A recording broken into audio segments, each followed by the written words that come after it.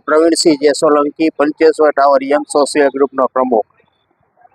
પંચેશ્વર ટાવરથી લઈ અને બેડીગેટ સુપરમાર્કેટ સુધી જે અમુક વંડાફળીથી લઈને જે ગેરેજો આવેલા છે, સ્પેર પાર્ટની દુકાનો આવેલા છે, તે લોકો સાંજના 5થી લઈને રાત્રિ સુધી રોડ ઉપર ગેરેજનું કામ કરે છે અને આડેધડ ટ્રાફિકો જામ કરે છે.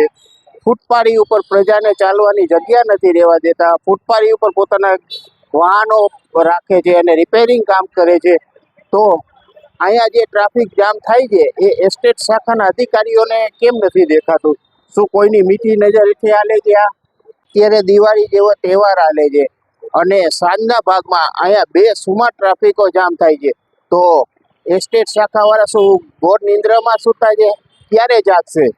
અને આ ટ્રાફિક એ લોકોને કેમ નથી દેખાતો? ત્યાંથી પ્રજાને નીકળવું પણ ભારે થઈ પડે છે, એવો ટ્રાફિક જામ થાય છે. ખાસ કરીને તાજ છે, પટેલ છે, કોઈનુર છે, આ જે 3-4 સ્પેર પાર્ટની દુકાન છે, ત્યાં એ લોકો સ્પેર પાર્ટ તો વેચે છે પણ બાજુમાં ગેરેજે ખોલીને બેઠા હોય છે. આડેધડ ગાડીઓ ત્યાં બહાર રાખે છે રિપેરિંગ માટે અને રોડ રસ્તો સાવ બ્લોક કરી દે છે. સાંજના ભાગમાં અહીંયા બેસુમાર ટ્રાફિક જામ થાય છે અને ત્યાંથી પસાર થવું પણ મુશ્કેલ થઈ જાય છે.